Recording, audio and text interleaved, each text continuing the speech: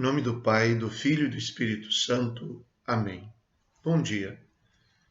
Celebramos a memória de Nossa Senhora Rainha. Do Evangelho segundo São Lucas. Naquele tempo, o anjo Gabriel foi enviado por Deus a uma cidade da Galiléia chamada Nazaré, a uma virgem prometida em casamento a um homem chamado José. Ele era descendente de Davi, e o nome da virgem era Maria. O anjo entrou onde ela estava e disse: Alegra-te, cheia de graça. O Senhor está contigo. Maria ficou perturbada com essas palavras e começou a pensar qual seria o significado da saudação. O anjo então disse-lhe: Não tenhas medo, Maria, porque encontraste graça diante de Deus. Eis que conceberás e darás à luz um filho, a quem porás o nome de Jesus. Ele será grande, será chamado Filho do Altíssimo, e o Senhor Deus lhe dará o trono de seu pai Davi. Ele reinará para sempre sobre os descendentes de Jacó, e o seu reino não terá fim. Maria perguntou ao anjo: Como acontecerá isso, se eu não conheço homem algum? O anjo respondeu: O Espírito virá sobre ti, e o poder do Altíssimo te cobrirá com sua sombra. Por isso, o menino que vai nascer será chamado Santo, Filho de Deus. Também Isabel, tua parenta, concebeu um filho na velhice. Este já é o 6º mês daquela que era considerada estéril. Porque para Deus nada é impossível. Maria então disse: Eis aqui a serva do Senhor. Faça-se em mim segundo a tua palavra. E o anjo retirou-se. Palavra da salvação. Glória a vós, Senhor. Esta celebração encontra sua raiz numa alegoria. Maria, rainha. Historicamente não se pode falar disso. Maria nunca foi rainha. Pelo contrário, uma pessoa do meio do povo, que não ocupava lugar extraordinário nenhum na sociedade. É alegoricamente que nós podemos falar sobre isso. Se formos pensar bem, nós nem conhecemos essa realidade do reinado, que no Brasil nós não temos rei, nunca tivemos apenas império, mas esse conceito de rei para nós escapa totalmente. Então, alegoricamente se fala de Maria Rainha. Por isso é claro que nós devemos olhar para o contexto no qual se insere essa alegoria, de onde vem isso, o que se quis significar ao dizer que Maria é rainha, para depois nós compreendermos o que deve significar também para nós, quais as consequências que nós tiramos. De fato, se nós pegarmos o Evangelho, nós vamos encontrar essa nomenclatura presente no Evangelho, no texto que nós vimos hoje. Não a respeito de Maria, mas a respeito do filho que ela vai conceber. E então, como consequência, se estende para ela uma realidade que é própria do filho, porque o Evangelho exalta a figura de Maria. A profecia do anjo fala de quem será Jesus, mas antes de falar de quem será Jesus, a profecia, pela saudação do anjo, exalta a figura de quem está recebendo a mensagem. É assim que ele começa. Alegra-te, cheia de graça. Uma forma de saudação tão extraordinária que colocou Maria a pensar, meditar sobre o significado da saudação. Depois ele ainda reforça: encontraste graça diante de Deus. Deus olhou para você. Deus está feliz com você. Deus te ama, Deus te quer bem. Uma exaltação feita a Maria, a pessoa de Maria. dita não por um ser humano, mas dita pelo mensageiro de Deus. Então ela em si é exaltada no trecho do Evangelho. Mas o reinado é atribuído não a ela, mas ao filho. Então, quando ele diz: Eis que conceberás e darás à luz um filho, a quem porás o nome de Jesus. Ele será grande, será chamado Filho do Altíssimo. E o Senhor Deus lhe dará o trono de seu pai Davi. Ou seja, lhe dará o reinado de Davi.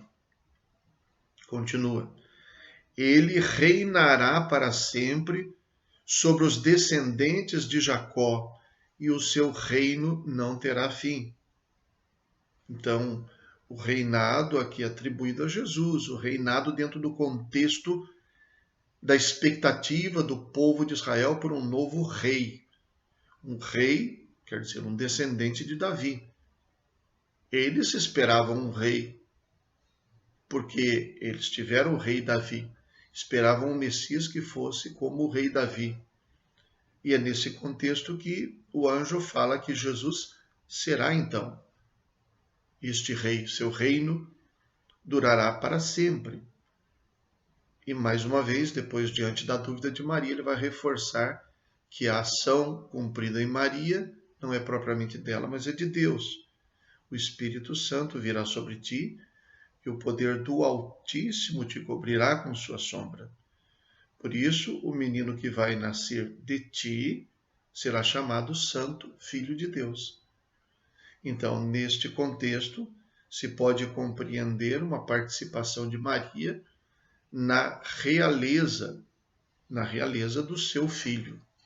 Além disso, se considerarmos que nas palavras de Jesus o reino, de uma certa maneira, se estende a todos os seus discípulos, conforme ele diz no mesmo Evangelho de São Lucas, no capítulo 22, versículo 30.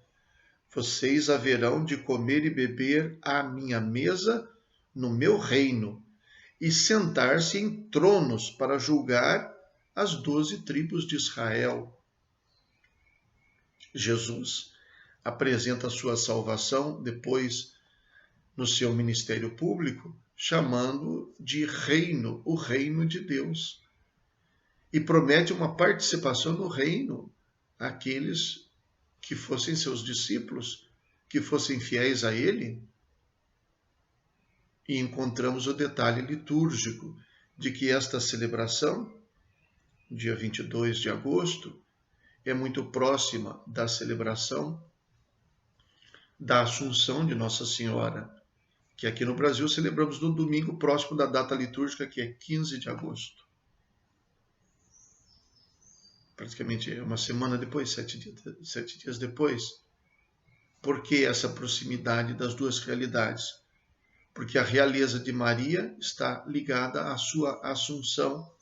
O calendário litúrgico, portanto, aproxima a celebração litúrgica da memória de Nossa Senhora Rainha da solenidade da Assunção de Nossa Senhora, para mostrar mais claramente a ligação entre a dignidade régia de Maria e a sua Assunção. A maternidade de Jesus, de Maria, o que quer dizer, Maria é mãe do Filho de Deus, Maria é mãe do rei, do descendente de Davi, daquele que haveria de reinar.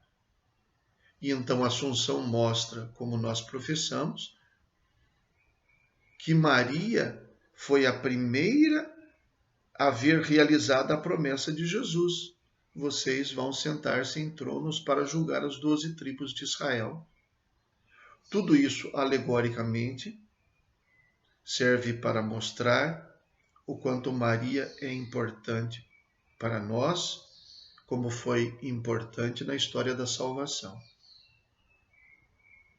Talvez fosse muito útil para nós pensar o quanto Maria foi importante para Jesus. Alguns apresentam Jesus que parece que não tem mãe.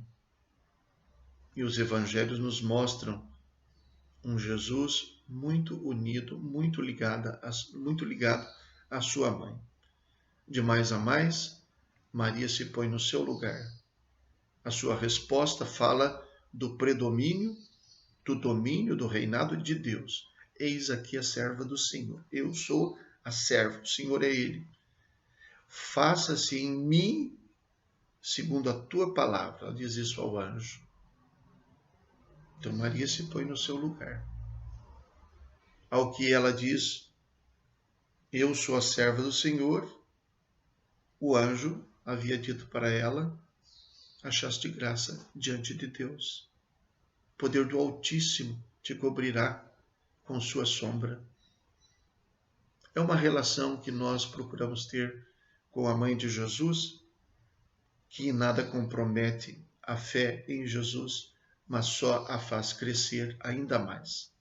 Rezemos.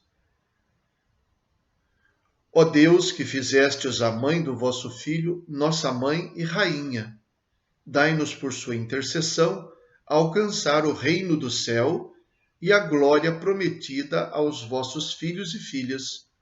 Por nosso Senhor Jesus Cristo, vosso Filho, na unidade do Espírito Santo. Amém.